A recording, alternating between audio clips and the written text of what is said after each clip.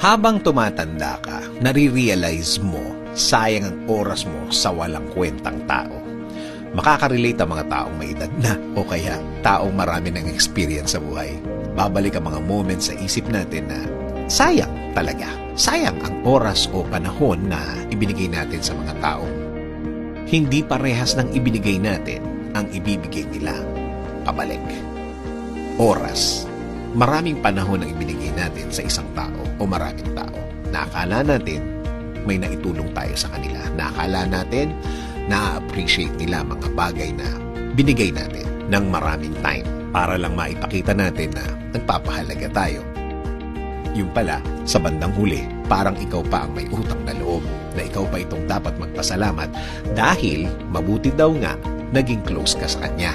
Bibilangin mo talaga ang total na ibinigay mo. Kung sana sa iba mo na lang ibinigay, may pinuntahan pang kapaki-pakinabang. Pagmamahal o love, may mga tao tayo in the past na binigyan natin ito kasama at damay lahat ng parts ng araw mo ang ibinigay mo dito. Yung pala sa bandang dulo din, lolokohin at titingin pa pala sa iba. Yung hindi na nagkasya sa ibinibigay mo, kulang pa pala. Nung nagkabukuhan, babalik na rin ang mga nangyari. At ikaw pa ngayon ang dahilan bakit daw nagkaganon daw siya. Ikaw daw ang may diferensya at hindi siya. Nasabi niya, biktima mo lang daw siya. Pero sana lang, lahat ng ito nasa past mo na. They're all behind na.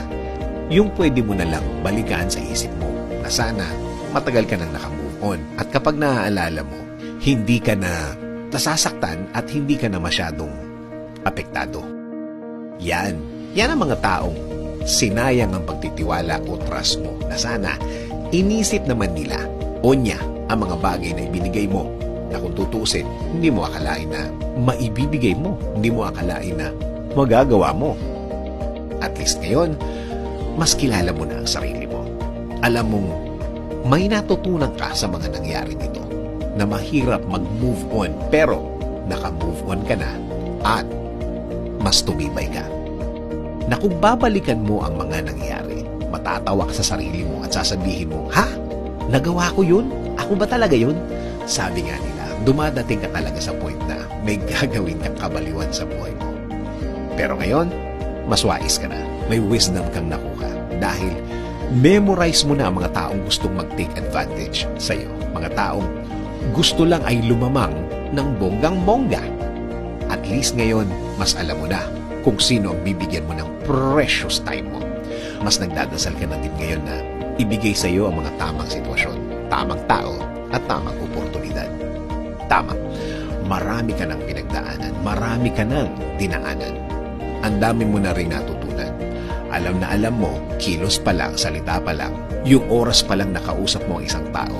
Alam na alam mo na kung magkakatulungan kayo o hindi. Sabi nga sa Psalm 111:10, the fear of the Lord is the beginning of wisdom. A good understanding have all those who do His commandments. His praise endures forever.